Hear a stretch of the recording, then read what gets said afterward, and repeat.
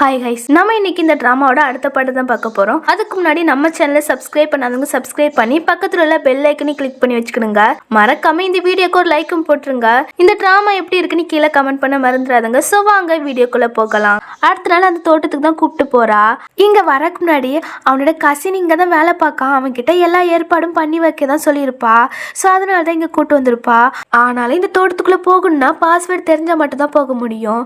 So அந்த Cassini இதை சொல்ல மறந்துட்டான் போல. இவளுக்கு என்ன பாஸ்வேர்ட் போடணும்னு தெரியாம முழிச்சிட்டு எங்கி பாங்கி போட்டு பாக்கா. அதுவும் ஒர்க் ஆக மாட்டுக்கா. இவங்க கிட்ட வந்து சமாளிக்கிறா. நான் இங்க வந்து ரொம்ப நாள் ஆயிட்டா, சோ பாஸ்வேர்ட்லாம் எனக்கு ஞாபகமே இல்லை அப்படி சொல்ல ஹீரோனே டக்குன்னு போய் பாஸ்வேர்டு போட்டு ஓபன் பண்ணி கொடுக்கா. ஆனாலும் அவங்க என்ன சொல்றாங்கன்னா லக்ல போட்டிருப்பா அப்படி சொல்லி உள்ள போறாங்க. அங்க எல்லா இடத்தையும் சுத்தி பார்த்துட்டு சாப்பிட்றதுக்கு தான் வந்திருக்காங்க. இதுல இந்த சாப்பாடு எடுத்து வைக்கால ஈவே தான் மியாவோட கசின்னு. இப்ப ஹீரோனை பார்த்து ஈவேனுமே ரொம்ப திட்டிட்டு இருக்கான்.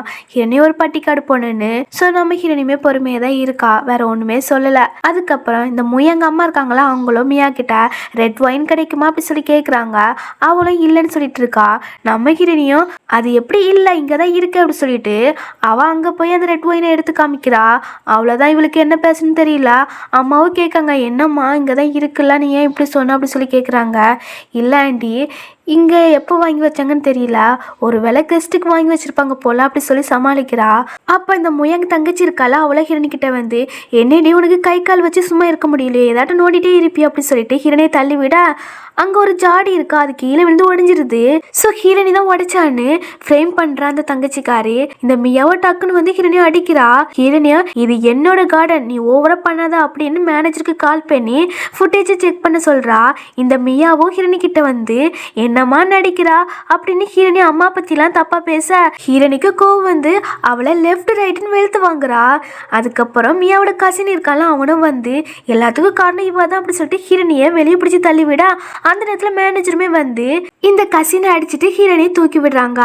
எங்க அம்மா பொண்ணுமே இந்த ஆளை செடிஸ் பண்ணி வச்சிருப்போல அப்படி சொல்லி நினைக்கிறாங்க ஹீரோனியை பற்றி. இப்போ மேனேஜரோ கார்ட்ஸ் கிட்ட சொல்லி அம்மா பொண்ணையுமே பிடிச்சு மன்னிப்பு கேட்க சொல்ல அவங்களுமே வேற வழி இல்லாமல் மன்னிப்பு கேட்காங்க. இந்த மியா இதுக்கு மேலே இங்கே இருந்தால் நம்ம சரிப்பட்டு வராது அப்படி சொல்லிட்டு வெளியே ஓடி போயிடா. பின்னாடி இந்த மூயாங் ஃபேமிலியுமே போகுது. இங்கே இந்த கசினை வேலை விட்டு தூக்கிறாங்க. நம்ம ஹீரோனி இருக்கால, அவளும் மேனேஜர் கிட்ட நாமெல்லாம் இன்வெஸ்டே பண்ண வேண்டாம், அவங்க கம்பெனிக்கு எல்லாமே வித்ட்ரா பண்ணிருங்க அப்படி சொல்லிடுறா. சரி ஓகேன்னு அவங்களுமே சொல்லிடுறாங்க. இங்க வெளியே மூயாங் ஃபேமிலியும் மியா பின்னாடி வந்தாங்க இல்லையா. ஸோ அவகிட்ட கேட்காங்க, இது உன்னோட தோட்டம் தானே, ஏன் இப்படிலாம் நடக்குது அப்படி சொல்லி கேட்குறாங்க. அவளோ ஹீரோனி மேலே தான் பழி போடுறா. அந்த ஆளை சீரியஸ் பண்ணி வச்சிருப்பா போல. ஸோ அதனால தான், அது மட்டும் இல்லை அந்த ஆள் புது ஆள் போல, அதனால தான் என்ன தெரிய மாட்டேக்கு அவங்களுக்கு அப்படி சொல்லி எப்படியும் சமாளிக்கிறா. அவங்களுமே அதை நம்பிடுறாங்க. அதுக்கப்புறம் இந்த மூயாங்கும் இந்த மியாவுமே ஏதோ ஒரு கிளப்ல இருக்காங்க. இந்த மியாவுமே மூயாங்க மடக்க ட்ரை பண்ணிட்டு இருக்கா. அப்போ பார்த்து அவனுக்கு ஒரு ஃபோன் கால் வருது. ஹீரோனி சொல்லியிருப்பா இல்லையா எல்லாத்தையுமே கேன்சல் பண்ணிருங்கன்னு, அதுதான் சொல்றாங்க. இவனும் அதை கேட்டுட்டு ரொம்ப ஷாக் ஆகி நிற்கான். இவளும் அதை புரிஞ்சுக்கிட்டு நான் உனக்கு காசு தரேன், நீ அவளை பிரேக்கப் பண்ணி என் கூட வந்துரு அப்படி சொல்ல இவனும் டக்குன்னு ஒத்துக்கிறான். அப்படியே ரெண்டு பேருமே கிஸ் கொடுத்துறாங்க. தென் நம்ம ஹீரோ ஹீரோனி இருக்காங்கல்ல, அவங்க சாப்பிடலான்னு ஒரு ரெஸ்டாரண்ட்டுக்கு வந்து விஐபி ரூமை புக் பண்ணிட்டு இருக்கும்போது இந்த மூயங் கேங் இருக்காங்களா, அவங்களுமே அந்த ரெஸ்டாரண்ட்டுக்கு தான் வந்து ஹீரோ ஹீரோனியை பார்த்துறாங்க. இந்த மூயாங்க இப்போ மியா கூட சேர்ந்துட்டான் இல்லையா. ஸோ அதனால ஹீரோனியை பிரேக்கப் பண்ணி ஆகணும். அதுக்கு ஒரு ரீசனா இப்போ ஹீரோனி ஹீரோ கிட்ட நிற்கா இல்லையா. ஸோ அதை வச்சு ஹீரோனியை பிரேக்கப் பண்ணிடுறான். அது மட்டும் இல்லை, அவங்க ஃபேமிலியாக சேர்ந்து அந்த வெயிட்டர்கிட்ட நம்ம ஹீரோ ஹீரோனியை பற்றி ரொம்ப ஓவராக பேசிட்டு இருக்காங்க. இவெல்லாம் புவர் ஃபேமிலி, இவங்களாம் எதுக்கு உள்ள விட்டீங்க அப்படி இப்படி ரொம்ப ஓவராக பேசிட்டு இருக்காங்க. நம்ம ஹீரோவை கோல்டன் கார்டை எடுத்து காமிக்கிறான். அதுவுமே ஃபேக்குன்னு சொல்ல அந்த வெயிட்டருமே நம்பிடுறாங்க. அப்போ இது ஃபேக்காக தான் இருக்கும்னு சொல்லிட்டு ஹீரோ ஹீரோனி தான் ரொம்ப திட்டிட்டு இருக்காங்க. நீங்கள் வெளியே போங்க அப்படிலாம் சொல்லி திட்டிட்டு இருக்காங்க. நம்ம ஹீரோவை மேனேஜருக்கு கால் பண்ணி வர சொல்லிடுறான். மேனேஜரை வந்து இந்த வெயிட்டரை போட்டு நல்லா அடிச்சுட்டு ஹீரோ ஹீரோனி கிட்ட சாரி கேட்டுட்டு இந்த மூயாங் ஃபேமிலியை நீங்கள் இந்த இடத்த விட்டு கிளம்புங்க அப்படி சொல்லி துரத்தி விடுறாங்க. இந்த மூயாங் சிஸ்டர் இருக்காளா, அவளும் மியா கிட்ட நீ எவ்வளோ பெரிய பணக்காரி, ஒன்னே எப்படி சொல்கிறாங்க அப்படி சொல்லிட்டு இருக்கா. அதுக்கு இந்த மியாவோ இந்த சின்ன ஹோட்டலில் நம்ம சாப்பிட வேண்டாம், நம்ம ஒரு பெரிய ஹோட்டலில் போய் சாப்பிடுவோம். அது மட்டும் இல்லை, இங்கே சில பேர் ரொம்ப கேவலமாக இருக்காங்க, அவங்ககிட்டேருந்து நம்ம சாப்பிட்டோன்னா நமக்கு தான் பாவம் பிடிக்கும் அப்படி சொல்லிட்டு போக பார்க்காளா. நம்ம ஹீரோனியும் நில்லு எங்கே போகிற, அவசரப்படாத அப்படி சொல்லிட்டு நீ ஆல்ரெடி இங்கே புக் பண்ணியிருக்காளா, அதுக்கு பில்லுக்கு காசு கொடுத்துட்டு போ அப்படி சொல்ல அவளுக்கும் வேற வழி இல்லை. அந்த விஐபி ரூமுக்கு எவ்வளோ காசு ஆகுமோ அந்த காசை அவள் கொடுத்துட்டு கடுப்புலேயே வெளியே போகிறா. தென் நம்ம ஹீரோ ஹீரோனி இப்போ எங்கே வந்திருக்காங்கன்னா ஒரு பார்ட்டிக்கு போகிறதுக்காக ட்ரெஸ்லாம் எடுக்கிறதுக்கு வந்திருக்காங்க. ஸோ அந்த பிளேஸுக்கு இந்த மூயங் கேங்குமே வந்திருக்காங்க. அவங்களுமே அந்த பார்ட்டிக்கு போகிறதுக்கு தான் ட்ரெஸ் எடுக்க வந்திருக்காங்க. வந்தவங்க ட்ரெஸ் எடுத்துகிட்டு மட்டும் போக வேண்டியதானே.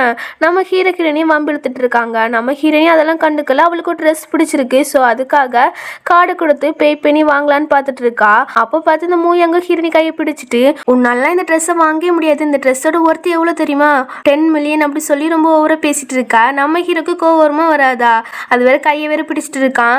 எவ்வளவு நேரம் தான் நம்ம ஹீரோ பொறுமையா நிற்பான். ஒரு கட்டத்துல அவன் கையை நொடிச்சு விட்டுறான். அவனும் கத்திட்டு அந்த சைடு போயிடுறான். இங்க ஹீரோனி ஒரு ட்ரெஸ்ஸை செலக்ட் பண்ணி வச்சிருக்கால, அந்த ட்ரெஸ்ஸை அங்க இருக்கிற எம்ப்ளாயி வந்து ஹீரோன் கிட்டே எடுத்து கொடுக்க வராங்க. இந்த மூயங் தங்கச்சி இருக்கால, அவ்வளோ காலை வச்சு அவங்கள தள்ளி விட அந்த ட்ரெஸ் ஃபுல்லா காப்பி ஆயிடுது. அவங்களுக்கு என்ன பண்ணணும்னு தெரியல, ரொம்ப பதட்டமாயிறாங்க. ஏன்னா அந்த ட்ரெஸ்ஸோட ஒர்த்து 10 மில்லியன். ஸோ ரொம்ப பதட்டமாக நிற்கா. இந்த மூயன் தங்கச்சியோ அந்த எம்ப்ளாயி மேலே தான் பழி போடுறா. அந்த எம்ப்ளாயி சொல்கிறாங்க, நான் சிசிடிவி ஃபுட்டேஜை பார்த்துட்டு வரேன் அப்படின்னு சொல்லிட்டு அவங்க போயிடறாங்க. இங்கே ஹீரோனுக்கு தெரியும் யார் தள்ளி விட்டான்னு.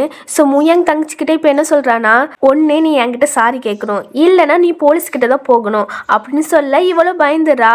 மியா தான் பக்கத்தில் வந்து சாரி கேளு அப்படி சொல்ல இவளும் கேட்குறா. சவுண்டு பத்தலையே, இன்னும் சத்தமாக கேளு அப்படின்னு சொல்ல அவளும் வேற வழி இல்லாம சாரின்னு கேட்டுட்டு போறா. அதுக்கப்புறம் அங்க இருக்கிற எம்ப்ளாயி இருக்காங்களா, அவங்க ஃபுட்டேஜ் எல்லாம் பார்த்துட்டு வந்துடுறாங்க. ஹீரோயின் ட்ரெஸ்ல அந்த காப்பிலாம் கவுந்திருக்கு இல்லையா. ஸோ ஹீரோனி இந்த ட்ரெஸ்ஸை இந்த மூயங் ஃபேமிலியே வாங்குவாங்க அப்படி சொல்லிட்டு அவங்க கிட்ட கொடுக்க சொல்லிடுறா. அவங்க கிட்ட அவ்வளோ காசும் இல்லை. அப்படியே முழிச்சிட்டு இருக்காங்க என்ன பண்ணுன்னு தெரியாம. அவனும் அங்கங்கன்னு கேட்டு எப்படி பரட்டிட்டான் போல காசு. அந்த ட்ரெஸ்ஸையுமே வாங்கிட்டு போயிடுறாங்க. இவங்க பண்றதை பார்த்துட்டு ஹீரோனிக்கெல்லாம் சிரிப்பு தான் வருது. தென் நம்ம ஹீரோனி இருக்கால, அங்கேருந்து தங்கச்சி தான் பார்க்க வந்திருக்கிறா. அவகிட்ட வந்து எல்லா உண்மையும் சொல்கிறா. பாய் ஃப்ரெண்டு ஃபேமிலி எப்படி எல்லாமே காசுக்கு தானே அழிஞ்சிட்டு இருக்கு, அது எல்லாத்தையுமே சொல்லிடுறா. அதுக்கப்புறம் இன்னைக்கு ஒரு பார்ட்டி இருக்குது, நீ எப்படியாட்டும் முழிச்சு வாமா அப்படி சொல்லி ரொம்ப ஃபீலிங்கில் பேசிகிட்டு இருக்கும்போது அங்கே பட்லர் அன்குள்ள வந்துடுறாங்க. நேரம் ஆகிட்டு பார்ட்டிக்கு நீங்கள் போயிட்டு வாங்க, நான் தங்கச்சியை பார்த்துக்கிறேன் அப்படி சொல்ல அவளும் போயிடுறா. நெக்ஸ்ட் சீனை கட் பண்ண நம்ம ஹீரோயினி இருக்காங்கல்ல, அவங்க அழகாக கிளம்பி அந்த பார்ட்டி நடக்கிற பிளேஸுக்குமே வந்துடுறாங்க. அந்த பிளேஸுக்கு இந்த மூயங் ஃபேமிலியுமே வந்துடுது. வந்தவங்க சும்மா இருக்க வேண்டியதானே, எப்போதும் போல் வம்பிழுத்துட்டு இருக்காங்க. நம்ம ஹீரோயினி அதெல்லாம் கண்டுக்காம நாங்கள் இன்விடேஷன் இல்லாமே உள்ளே போவோம் அப்படி சொல்லிட்டு உள்ளே போக இவங்களும் கொஞ்சம் ஷாக் ஆகி தான் பார்த்துட்டு இருக்காங்க. அதுக்கப்புறம் உள்ளே வந்துட்டு மூயங் இருக்கான்ல, அங்கே வந்து நிறைய கம்பெனிலேருந்து ஆட்கள் வந்திருப்பாங்க இல்லையா. ஸோ அவங்கக்கிட்ட போய் எங்கள் கம்பெனியில் கொஞ்சம் இன்வெஸ்ட் பண்ணுங்க அப்படி சொல்லி கேட்டுட்டு இருக்கான். அந்த பிளேஸுக்கு ஒரு ஆள் வராங்க. இவங்க வந்து இந்த மூயங்குக்கு கடன் கொடுத்த ஆள் போல். இப்போ அந்த கடனை திருப்பி கேட்கறதுக்கு வந்திருக்காங்க. அது மட்டும் இல்லை, இன்னைக்குள்ள அந்த கடனை கொடுக்கணுமா. இவங்கிட்ட அவ்வளோ காசுமே கிடையாது. ஸோ ரொம்ப கெஞ்சி கேட்டுட்டு இருக்கான். இவங்க வேற அடிக்க ஆரம்பிச்சிட்டாங்க. அப்போ மூயங்க அம்மாவோ அந்த மியா கிட்ட தான் கேட்காங்க, நீ ரொம்ப பணக்கார பொண்ணுல்ல, சூ ஃபேமிலியோட வாரிசு, கொஞ்சம் காசு கூட என் பையனுக்கு அப்படிங்கிற மாதிரி சொல்ல, இந்த ஆளுக்கு சூ ஃபேமிலியோட வாரிசு ஹீரோனி தான் அப்படின்னு ஆல்ரெடி தெரிஞ்சிருக்கு. ஸோ அதனால் யார் இந்த பொண்ணை சூ ஃபேமிலியோட வாரிசு நான் நிற்காங்கல்ல, இவங்க தான் சூ ஃபேமிலியோட வாரிசுன்னு சொல்ல அவ்வளோதான். இவங்க குடும்பத்துக்கே ஷாக் ஆகிடுது. அந்த மியா போட்டு 3 பேருமே அடிக்கிறாங்க. இந்த மூயங்க ஹீரோனிக்கிட்ட வந்து கெஞ்சி கேட்குறேன், ப்ளீஸ் எனக்கு ஹெல்ப் பண்ணுன்னு. அவளோ சொல்கிறா, என்னை பாரு, உன்னை லவ் பண்ணது நான் கிடையாது, என்னோட தங்கச்சி. அது கூட உன்னால் கண்டுபிடிக்க முடியல, நீலாம் என்ன பையனோ அப்படி தெரில அப்படி சொல்லிட்டு நல்லா திட்டி விடா. இவனோ அப்போ நீ என்னை சீட் பண்ணியிருக்கியா அப்படி சொல்லி இவன் பதிலுக்கு திட்டிட்டு இருக்கான். அப்போது அந்த டைமில் ஒரு வாய்ஸ் கேட்குது, எங்கள் அக்காவை திட்டத்தை ஃபஸ்ட்டு நிப்பாட்டு, உன்னை மாதிரி கேவலமான ஒருத்தனை நான் பார்த்ததே கிடையாது அப்படின்னு நல்லா திட்டி விட. யாருன்னு பார்த்தா நம்ம தங்கச்சிக்காரி தான் ரெக்கவர் ஆகி வந்துட்டா போல. ஹீரோனிக்கெலாம் தங்கச்சி பார்த்தோன்னு ரொம்ப சந்தோஷமாயிட்டு எப்படி இருக்கா ஏது இருக்கான்னு விசாரிச்சுட்டு இருக்கா. இந்த மூயங்க இருக்கான்ல, அவனும் தங்கச்சிக்கிட்ட வந்து கெஞ்சி கேட்டுட்டு இருக்கான், பாரு உங்கள் அக்கா தான் ரொம்ப மோசமானவளா இருக்கா, அவள் தான் இப்படி என்கிட்ட நடிச்சிட்டு இருந்தா அப்படி இப்படின்னு ஹீரோனி மேலே பழி தூக்கி போட்டுட்டு இருக்கா. தங்கச்சிக்கு ரொம்ப கோவம் வருது. பேசாமல் எனக்கு சரியான கோவம் வருது, எங்கள் அக்கா பற்றி எனக்கு தெரியாதோ, உன்ன மாதிரி கேவலமான ஒருத்தனை நான் எப்படி தான் லவ் பண்ணேன்னு எனக்கே தெரியல அப்படி சொல்லி நல்லா திட்டி விட. அந்த டைமில் கடன் கொடுத்துருப்பாங்கல்ல மூயங்குக்கு, அந்த அளவு வந்து ஹீரோனிக்கிட்ட நீங்கள் பேசி முடிச்சிட்டிங்கன்னா சொல்லுங்கள், நான் இவனுக்கு நல்ல பாடம் கற்று கொடுக்கணும் அப்படின்னு சொல்ல, ஹீரோனியும் சரி நீங்கள் கூட்டு போங்க அப்படின்னு சொல்லிடுறா. அவங்களும் அவனை இழுத்துட்டு போயிடுறாங்க. அதுக்கப்புறம் இந்த மியா பார்த்துட்டு நீ என்னோட ஐடென்டிட்டியில் நீ வாழை பார்க்குறியா அப்படின்னு சொல்லி கேட்டுட்டு நல்லா பனிஷ்மெண்ட் கொடுக்க சொல்லிடுறா கார்ட்ஸ் கிட்ட சொல்லி. அவளை கெஞ்சி கேட்குறா. ஆனால் கார்ட்ஸ் வந்து அவளை தூக்கிட்டு போயிடுறாங்க. இனிமே என்ன, எல்லா ப்ராப்ளமும் முடிஞ்சு போயிட்டு நம்ம ஹீரோனி ரிவெஞ்ச் எடுக்கணும்னு சொன்னவங்கள ரிவெஞ்ச் எடுத்துட்டா. அதுக்கப்புறம் பாய் ஃப்ரெண்டு எப்படின்னு கண்டுபிடிக்கணும்னு நினைச்சா கண்டுபிடிச்சிட்டா. எல்லா ப்ராப்ளமும் முடிஞ்சு போயிட்டுல. இப்போ நம்ம ஹீரோனியும் ஹாப்பியா அவங்களோட மூமெண்ட்டை என்ஜாய் பண்றாங்க. அப்படியே கண்ணு பார்த்துட்டு இருக்காங்க. இந்த ஹாப்பி என்டிங்கோட இந்த ட்ராமாவுமே கம்ப்ளீட் ஆகுது. இந்த ட்ராமா எப்படி இருந்துச்சுன்னு கீழே கமெண்ட் பண்ணிருங்க மறக்காம. அடுத்த ஒரு நல்ல ட்ராமால பார்ப்போம். Bye by.